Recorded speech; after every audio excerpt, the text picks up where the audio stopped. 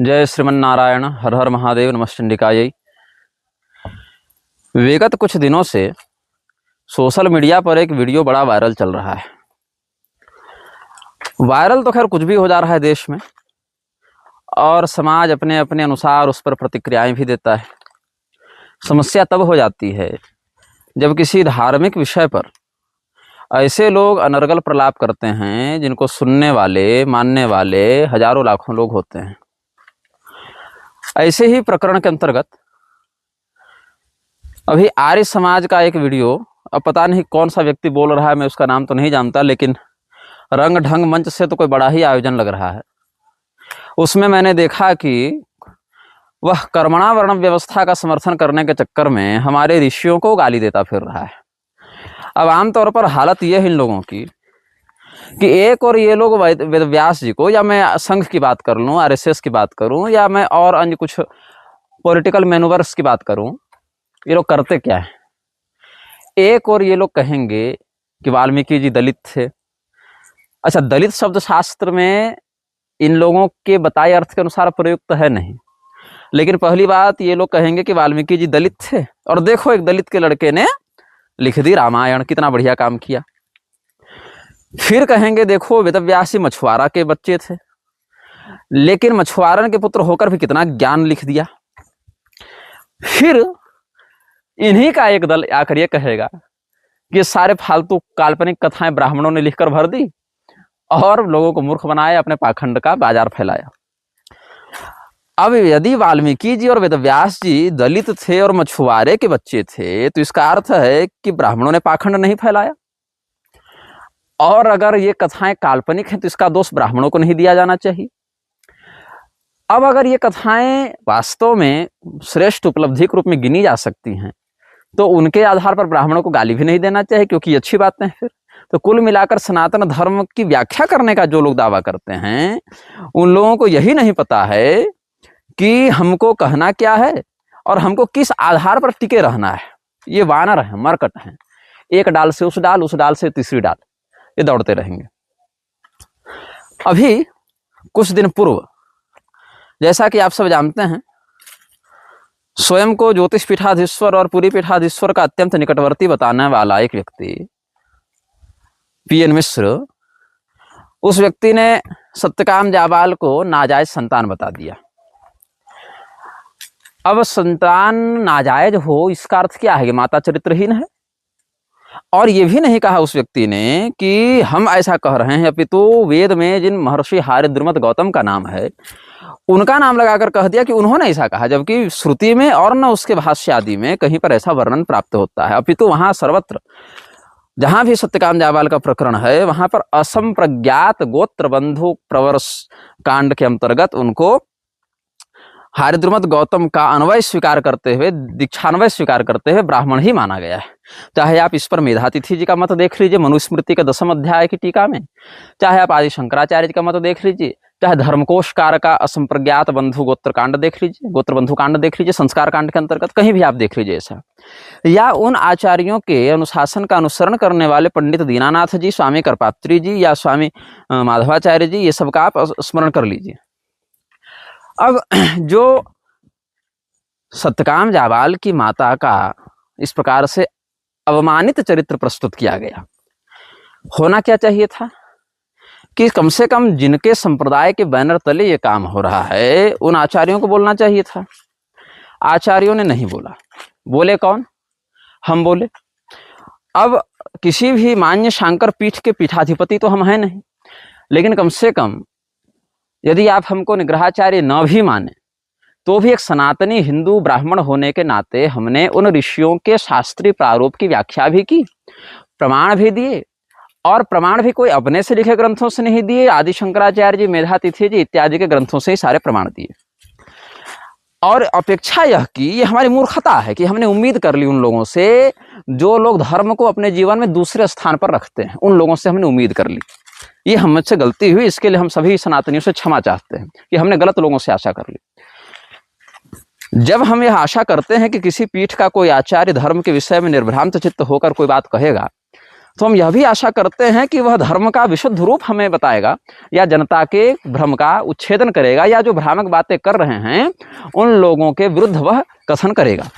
लेकिन यहाँ तो हाल उल्टा है ना। यहाँ तो अगर आप कोई धर्माचार्य से जो स्वयं को सनातन धर्म का सर्वोच्च धर्मगुरु बताने पर तुल जावें, उनसे भी अगर पूछो तो पहले वो मुकदमों की फाइल देखेंगे कि भैया अगर हम इसमें धर्म का पक्ष लेते हैं तो कहीं हमारा वकील हमको मुकदमे में हरा न दे।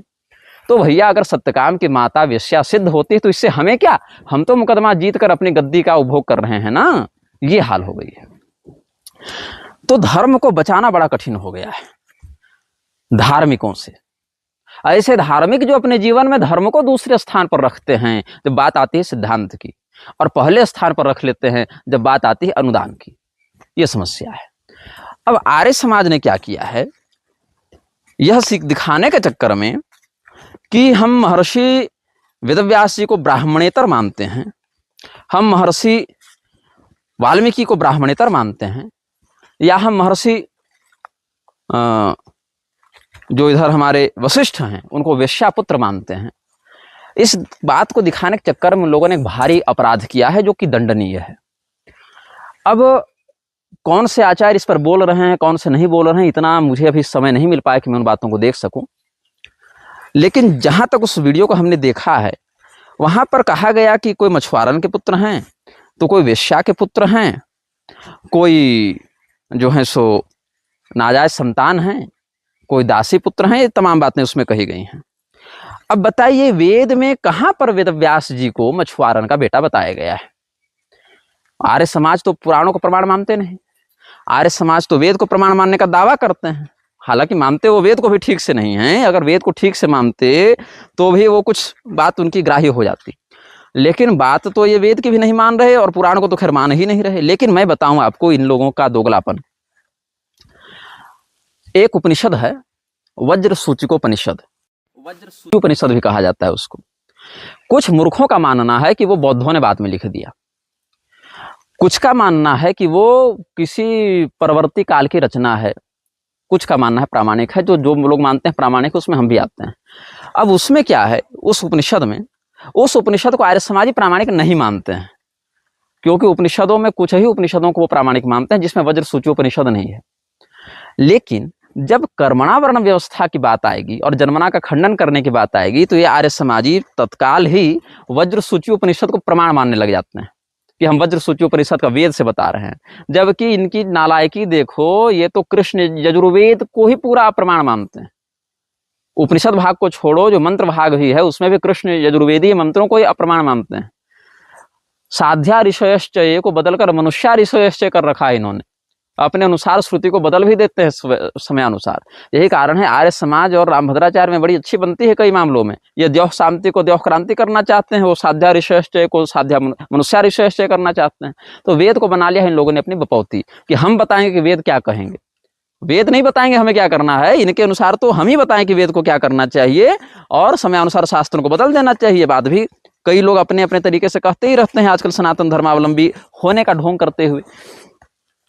तो यह ध्यातव्य विषय है कि वज्र सूचिकोपनिषद का जो मूर्ख प्रयोग करके जन्मना वर्ण व्यवस्था का खंडन करना चाहते हैं। देखिए इस वीडियो में मैं बहुत अधिक प्रमाण आपको दूंगा नहीं, क्योंकि इन विषयों पर हम बड़े बड़े प्रमाण युक्त वीडियो बना चुके हैं। बस एक सारभूत आपको मैं, जिसको आज की भाषा में कहें रिमाइंडर, सचेतना, मैं आपको सचेत कर रहा हूं, सचेतक के रूप में मैं आपको ये वीडियो बता रहा हूं कि लोग कैसे किस बात को गलत संदर्भ से प्रस्तुत करते हैं और उसका दुष्परिणाम क्या होता है। आज आप मोदी जी की माँ को अगर इस प्रकार से चरित्रहीन कह दें, राहुल जी की माँ को चरित्रहीन कह दें, मैं बिल्कुल जी लगाकर कह रहा हूं, ये हाल है। मैं, ताकि आप ये ना कहें कि तुम अपमान कर रहे हो, मैं सोनिया जी की माँ को अगर आप चरित्रहीन कह दें तो इनका खून खौल जाएगा। छोड़ो किसी पीठ के बैठे शंकराचार्य की माँ को अगर चरित्रहीन कह दें या किसी वकील की माँ को चरित्रहीन कह दें तो आप पर तमाम मुकदमे हो जाएंगे। लेकिन दुर्भाग्य सनातनियों का देखो कि ऋषियों की माँ को चरित्रहीन कहा जा रहा है, हमारे वशिष्ठ जी और सत्यकाम की माँ को चरित्रहीन कहा जा रहा है, लेकिन ये सत्यकाम जाबाला आदि श्रेष्ठ महर्षियों को, वशिष्ठ जी इत्यादि श्रेष्ठ महर्षियों को चरित्रवान या उनकी माता को चरित्रवती कहने के लिए सामने खड़े नहीं होंगे। ये हाल हो गया इन लोगों का। तो और क्यों? क्योंकि इनके पक्ष वाले ही ऐसा कहते चल रहे हैं। ये दुर्भाग्यपूर्ण स्थिति समीक्षणीय है, आप अपने अंदर इसको विचार करें। तो वज्र सूचिकोपनिषद से जन्मना वर्ण व्यवस्था का खंडन अगर होता है तो वहीं पर आप अगर उस उपनिषद का सम्यक अध्ययन करेंगे बंधु, तो आपको पता चलेगा कि कर्मणा का खंडन भी वहीं से होता है। अर्थात वज्र सूच्योपनिषद व्यवहार जगत में चातुवर्ण व्यवस्था का नियामक ग्रंथ है ही नहीं। पहली बात, वहां चारों वर्णों की चर्चा नहीं है, केवल ब्राह्मण शब्द की चर्चा है। और ब्राह्मण शब्द भी वहां प्रत्यगात्म चेतन के लिए अभिव्यक्त है, न कि देहस्थित चेतन जो व्यवहार जगत में ब्राह्मण क्षत्रिय वैश्य शूद्र आदि की व्यवस्था में चल रहा है उसके लिए है। जैसे एक शब्द है आत्महत्या, तो आत्महत्या में आत्मा की हत्या नहीं हो रही है, हत्या शरीर की हो रही है, लेकिन वहां शरीर को देहात्म भाव से आत्मा कह दिया गया।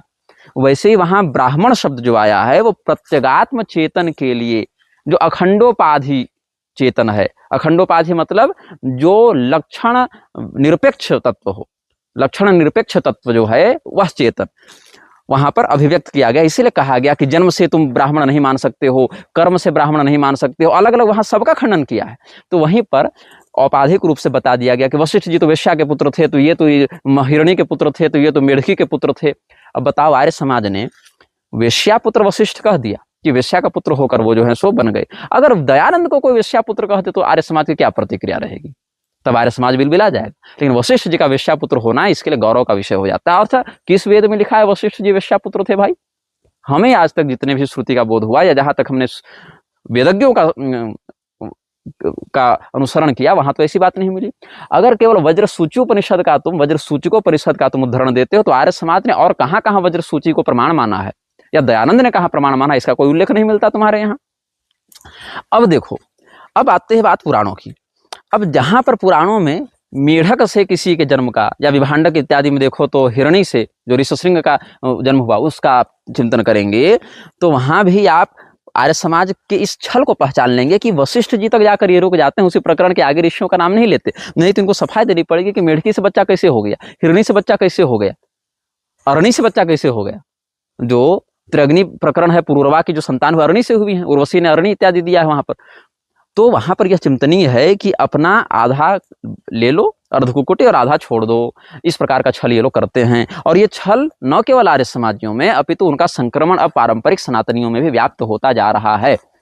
तो अब ये देखिए आप, किंदम मुनि का प्रकरण आप देखेंगे महाभारत में, तो किंदम मुनि क्या कर रहे थे, हिरण बनकर ही अपने रति धर्म का निर्वहन कर रहे थे। जब महाराज पांडु ने उन पर बाण चलाया था और महाराज पांडु को उन्होंने शाप दिया था कि तुम जब भी स्त्री के प्रति अनुगमन का विचार करोगे तो तुम्हारी मृत्यु हो जाएगी। फलतः देवताओं से वरदान के रूप में उनको पुत्रों की प्राप्ति करनी पड़ी थी मंत्र बल से। वो अपने शारीरिक मैथुन से वो संतानोत्पत्ति में अक्षम हो गए थे किंदम के शाप से। तो किंदम मुनि जिस प्रकार से योग बली होकर इच्छानुसार रूप परिवर्तन करने में समर्थ होकर उस प्रकार से रति धर्म में लगे हुए थे, वैसे ही किसी विशिष्ट गुण से युक्त प्राणी विशेष जो हिरण के रूप में थे या जो मंडूक मेढक आदि के रूप में थे, उनके माध्यम से सृष्टि हुई। सृष्टि के 3 प्रकार प्रधानता से हैं, मानसी, मांत्रिकी और मैथुनी। ये त्रिविध प्रकार की सृष्टि सामान्यतया शास्त्र में वर्णित है। तो भविष्य पुराण में भी ये प्रकरण आता है। तो आर्य समाज कब से भविष्य पुराण को प्रमाण मानने लगा? हाल तो ये है मूर्खों का कि जो स्वयं को पारंपरिक सनातनी बताते हैं, ऐसे लोग भी भविष्य पुराण को प्रमाण मानना नहीं चाहते। इसके पीछे भी 2 बड़े दोगले तर्क हैं इनके। कैसे हम बता रहे हैं आपको। पहला यह है कि वो कहते हैं कि भविष्य पुराण में बहुत से अर्वाचीन लोगों का नाम है, इसीलिए यह संभावना है कि कालांतर में अंग्रेजों ने या मुगलों ने उसको जोड़ दिया, इसीलिए हम उसको प्रमाण नहीं मान सकते। दूसरी बात यह है कि भाई ये भविष्य पुराण में जो समय काल दिया हुआ है इन राजाओं का या इन युद्धों का या इन घटनाओं का, वो आधुनिक इतिहासकारों के मान से 100-200 साल तक अंतर में चला जाता है, वो फिट नहीं बैठता। तो अरे नालायकों, अगर तुम ये मानते हो कि भविष्य पुराण प्रक्षिप्त है और मुगल या अंग्रेजों ने उसमें मिलावट कर दी, तो उस स्थिति में क्या वो इतने बड़े मूर्ख थे मिलावटी कि वहां पर कालक्रम का ध्यान नहीं रखते, जानबूझ के 100-150 साल का अंतराल छोड़ते जाते ताकि तुम उनके छल और कपट को पकड़ लो? कोई मिलावट करने वाला इतना बड़ा लूप होल छोड़ता है क्या कि हम जानबूझ के पहली शताब्दी की घटना को चौथी शताब्दी में दिखा दें या चौथी की पहली में दिखा दें, मान लीजिए, ताकि हमारी गलती जल्दी पकड़ ले? इतने मूर्ख थे मिलावट करने वाले। और सुनो, जो लोग भविष्य पुराण को मिलावटी मानते हैं, प्रतिसर्ग पर्व की बात करूं उसमें, वो भी अपने अपने संप्रदाय वाला छोड़कर बाकी को मिलावटी मानते हैं। जैसे भविष्य पुराण को मिलावटी मानने वाले शंकर, जहां शंकराचार्य जी की भविष्यवाणी उसको छोड़कर बाकी की मिलावटी मानेंगे। रामानंद संप्रदाय वाले रामानंदाचार्य जी की जहां भविष्यवाणी उसको छोड़कर बाकी की मिलावटी मानेंगे। मध्वाचार्य जी वाले जहां मध्वाचार्य जी की भविष्यवाणी उसको छोड़कर बाकी की मिलावटी मानेंगे। तो मतलब मिलावटी में भी हमारा वाला सही है, बाकी ने मिलावट कर दी। तो मतलब ऐसा हुआ कि केवल भविष्य पुराण के प्रतिसर्ग पर्व में शंकराचार्य जी की या रामानंदाचार्य जी की या रामानुजाचार्य जी की या मध्वाचार्य जी की भविष्यवाणी थी, और उसके अलावा बाकी जो है आगे पीछे के अध्यायों को इन्होंने जोड़ दिया। और क्या गड़बड़ जोड़ा है कि कालक्रम का भी ध्यान नहीं रखा ताकि तुम उनकी मिलावट पकड़ लो, और ये तुमने पकड़ा, तुमसे पहले के जब मिलावट हो रही थी उस समय के विद्वानों ने नहीं पकड़ा। गजब तर्क है तुम्हारा। बात सीधी सीधी ऐसी, भविष्य पुराण अभी के कल्प का वर्णन करता ही नहीं है, भविष्य पुराण अघोर कल्प का वर्णन करता है। जैसे ब्रह्मवैवर्त पुराण अभी का वर्णन नहीं करता, ब्रह्मवैवर्त पुराण रथंतर कल्प का वर्णन करता है। जैसे लिंग पुराण ईशान कल्प का वर्णन करता है, जैसे देवी भागवत सारस्वत कल्प का वर्णन करता है, वैसे ही जैसे विष्णु पुराण वराह कल्प का वर्णन करता है, वैसे ही जो भविष्य पुराण है वो अघोर कल्प का वर्णन करता है। और कल्प भेद के कारण कुछ घटनाओं का नहीं घटित होना या विपरीत प्रकार से घटित होना या कुछ कालक्रम में 100-200 साल का अंतर पड़ जाना बहुत सामान्य बात होती है। ये मत कहो कि एक और भविष्य पुराण मिलावटी है। हमारे गुरुजी की वाली भविष्यवाणी संप्रदाय वाली बिल्कुल प्रामाणिक है, और जो मिलावटी वो कालक्रम लोग सेट नहीं कर पाए। तो यदि वो कोई मिलावट करने बैठा था तो मिलावट तो ऐसी करनी चाहिए ना कि लोग उसकी मिलावट ना पकड़ पावे, और मिलावट पकड़ी तुमने, जब मिलावट हो रही थी तब विद्वानों ने नहीं पकड़ा। गजब तर्क देते हो। तो भविष्य पुराण को तो आर्य समाज प्रमाण नहीं मानता, तो भविष्य पुराण में जिन बातों का वर्णन है उन बातों का आश्रय लेकर ये वशिष्ठ जी को वेश्यापुत्र कैसे कर सकते हैं।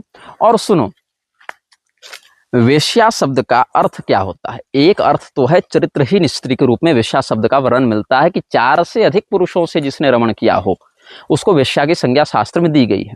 किंतु वेश्या का एक अर्थ पण्यवधू भी होता है। पण्यवधू उसको कहा जाता है जो वेश्या के भी कई प्रकार होते हैं, तंत्र शास्त्र में भिन्न अर्थ है जिस पर हम एक अलग वीडियो बना चुके हैं। लेकिन अगर हम देह व्यापार के दृष्टिकोण से भी देखें तो वेश्या शब्द का अर्थ होता है वेशेन पण्येन वा जीवते इति वेश्या, वेशेन याति इति वा वेश्या। इस प्रकार से अर्थ करते हैं विद्वान, अपने रूप का, अपने सौंदर्य का व्यापार करते हुए जो जीवन यापन करे उस स्त्री को वेश्या कहा गया है। और सुन लो, शास्त्रों में वेश्या शब्द का पर्याय अप्सरा को भी बताया गया। आप दत्त पुराण में वासुदेवानंद जी का देखें, आप वासुदेवानंद स्वामी जी ने क्या लिखा है, समुद्र मंथन में वेश्याएं प्रकट हुई हैं। तो वेश्या का अर्थ वहां स्वर वेश्या, स्वर वेश्या कहते हैं। स्वर वेश्या शब्द बहुत प्रसिद्ध है अप्सराओं के लिए। स्वर्ग की वेश्या मतलब वहां पर वेश्या शब्द के बाद भी उनको पूजनीय माना गया है। सर्वतोभद्र मंडल में उन्हीं अप्सर गंधर्वाप्सरोभ्यो नमः कह के अगर प्रतिष्ठा नहीं करेंगे सर्वतोभद्र में तो पूजन पूरा नहीं होगा। तो स्वर वेश्या जो हैं उर्वशी, उनका दर्शन करने से मित्रावरुण का जो तेजस्खलन हुआ था उससे घड़े से 10 संतान उत्पन्न हुई थी। अगस्त जी हैं, वशिष्ठ जी हैं, वाल्मीकि जी हैं, दक्ष का भी पुनर्जन्म एक प्रकार से कल्पांतर से बताते हैं। तो 10 संतान वहां से हुई है। तो वशिष्ठ जी का एक जन्म मानसी सृष्टि में ब्रह्मा जी के माध्यम से हुआ, और एक आड़ी बक युद्ध में वो पक्षी के रूप में आए थे। पुनश्च वशिष्ठ जी का जन्म और वाल्मीकि जी का भी बाद में, अगस्त जी का भी उसी मित्रावरुण के तेज से युक्त घड़े से हुआ था जो उर्वशी के कारण उनका स्खलन हुआ था। तो वहां पर उनको वेश्यापुत्र औपाधिक रूप से कह दिया गया। ये बात वहां पर है। अब रही बात वेदव्यास जी की, तो उस पर हम एक वीडियो बना चुके हैं कि वेदव्यास जी कोई मछुआरन के बेटे नहीं थे, वो सत्यवती मछुआरी नहीं थी। चेदी राज उपरिचर वसु के वीर्य को अद्रिका अप्सरा ने मत्स्य रूप से ग्रहण किया था, उससे वो बेटी हुई थी। मछुआरों ने केवल लालन पालन किया था। वो सत्यवती भी पिछले जन्म में अमावसु पितर की पुत्री अच्छोदा थी, जिसको ताप था कि कुमारी अवस्था कानिनावस्था में एक पुत्र को जन्म दोगी। और पराशर जी ने उनसे विवाह भी किया था, ऐसा महाभारत में ही वर्णन है। महर्षिणाम वच सत्यम पुराणे भी मया श्रुतम, ऐसा जहां पर वशिष्ठ जी ने साक्षी रूप से वहां पर विवाह संपादित करवाया है। आदि पर्व में ही देख लो महाभारत का। इन सभी बातों का प्रमाण हम दे चुके हैं। वाल्मीकि जी के 6 जन्मों की बात हम बता चुके हैं। वो कोई शूद्र नहीं थे, वो ब्राह्मण थे जन्म के दृष्टिकोण से। अग्नि शर्मा इत्यादि उनके नाम थे। अध्यात्म रामायण, आनंद रामायण इत्यादि हम बता चुके हैं। अध्यात्म रामायण में वाल्मीकि जी ने स्वयं अपना परिचय राम जी को दिया है, और कृणु मुनि इत्यादि का व्याख्यान हम कर चुके हैं अलग अलग पुराणों के माध्यम से। 6-7 जन्मों की कथा हमने वाल्मीकि जी की अलग अलग वीडियो में बताई है। सर्वत्र वो जन्म के दृष्टिकोण से ब्राह्मण ही थे, किंतु गलत संगति में पड़ जाने के कारण व्याधा के समान उनका जीवन हो गया था, आरूढ़ पतित हो गए थे। इसीलिए उनको लोग समाज में दस्यु, चोर, डकैत के रूप में जानने लगे थे। बाद में सप्तर्षियों के, नारदादि महर्षियों के संयोग से उनका शोधन हो गया था, तपश्चर्या भक्ति के प्रभाव से। फिर वो महर्षि के पद पर बैठे थे, और एक चतुर्युग में भार्गव संज्ञक वो बने थे वेदव्यास भी। ये वाल्मीकि जी का महत्व हमने बता दिया आपको। तो वाल्मीकि जी शुद्ध ब्राह्मण हैं, सूत जी शुद्ध ब्राह्मण हैं, जो हमारे वेदव्यास जी हैं, वर्तमान श्री कृष्ण द्वैपायन, वो भी शुद्ध ब्राह्मण हैं। वशिष्ठ जी भी शुद्ध ब्राह्मण हैं, न केवल ब्राह्मण अपितु गोत्र प्रवर्तक ब्रह्मर्षि हैं ये सब। तो वशिष्ठ जी को वेश्यापुत्र कहकर ये कहना कि हमारे यहाँ तो वेश्याओं के पुत्र भी बन गए हैं ऋषि, सत्यकाम जाबाल की माँ को नाजायज संतान कहना, ऐसी बातें कोई कहता दिखे, चाहे वो सनातनी हो चाहे वो आर्य समाजी हो, अगर ऐसी मूर्खता करता दिखे तो जहाँ वो मूर्खता ऐसी कर रहा है वहीं उसका निग्रह कर देना चाहिए, ताकि वो अपने मुख से इन ऋषियों की माता को ऐसी गाली देने का साहस न करे। ये हमारा अभिप्राय है आप सबों से। तो आर्य समाज इस प्रकार से सिलेक्टिव बनता है, आज की भाषा में कहें तो सिलेक्टिव बनकर किसी भी बात का संदर्भ कहीं से आधा उठाना और उसकी मनमाने व्याख्या करना। ऐसे तो वशिष्ठ जी की माता को इस प्रकार वेश्या कहना, सत्यकाम जाबाल की माता को ऐसे वेश्या कहना, या ऐतरेय महिरास इत्यादि की माता को ऐसे वेश्या कहना, ये आप समझ रहे हैं कि किस दिशा में हमारा समाज जा रहा है। आपकी माता को, हमारी माता को कोई ऐसा कह दे तो खून में क्या उबाल आता है, ये शंकराचार्यों के खून में तक नहीं उबाल आ रहा है। आप सोचिए कि धर्म को कितना मंद और कुंद कर दिया गया है इन मठाधीशों के हृदय में, क्या अन्नदोष इनके जीवन में लग गया है। लेकिन क्या है, अगर इनके गुरुजी को कह दोगे तो चेले भड़क जाएंगे, लेकिन गुरुजी का ब्रांड उठाकर, गुरुजी का बैनर उठाकर ऋषियों की माता को कोई वेश्या कह दे तब लोगों का खून नहीं खौलेगा। ये हाल धर्म का इन लोगों ने बना दिया है। तो मैं बस यही आपको कहना चाह रहा था कि शास्त्र में लिखी बातों को शास्त्रज्ञ बुद्धि और शास्त्र सम्मत आचरण के माध्यम से समझा जाना चाहिए। कल्पित अर्थ और कल्पित प्रसंग का आरोपण करके उनकी व्याख्या करना न केवल दंडनीय है अपितु बहिष्कार्य, घृणित और गर्हित भी है। जय श्रीमन्नारायण, हर हर महादेव, नमः चंडिका जी। तो आप लोगों के मन में जिज्ञासा होगी कि हम हैं कहाँ, तो हम हैं छत्तीसगढ़ के जंगलों में। इस स्थान का नाम है चैतुरगढ़।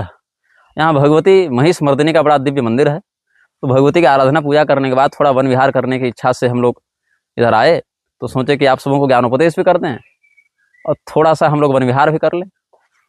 तो जंगल में जंगल की देसी गौ माता दिखी और कुछ मॉकिंग जे, आपने सुना है हंगर गेम्स वाला, मॉकिंग जे की आवाज़ भी सुनाई पड़ रही है।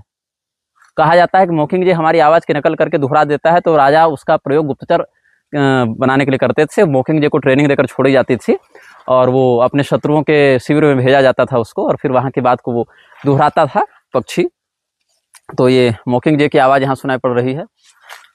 और हंगर गेम्स की मुझे याद आ रही है। विभत्स चलचित्र है, मत देखिएगा, मैं तो कुछ भी देख देता हूँ समय बिताने के लिए। कई बार कुछ अतिरिक्त ज्ञान भी मिल जाता है। आधुनिक समाज को शिक्षा देने के लिए आधुनिक समाज के दृष्टिकोण से सोचना भी आवश्यक है। तो अभी वर्तमान में हमारे पास यहाँ थोड़ा सिग्नल का भी अभाव है और थोड़ा मन भी हमको वीडियो बनाने का ज़्यादा नहीं था, लेकिन फिर भी ऋषियों के माता को लेकर जिस प्रकार की अभद्र शब्दावली का प्रयोग दुर्जन लोग कर रहे हैं, हमने सोचा कि थोड़ा सा उस विषय में आप सबों को शास्त्रानुकूल बातों का उपदेश कर दिया जाए। तो फिर रहेगा आगे किसी विषय में हमारा संवाद आपसे। तब तक आप लोग धर्मानुसार जीवन बिताने का प्रयास करें। नमः चंडिका जी।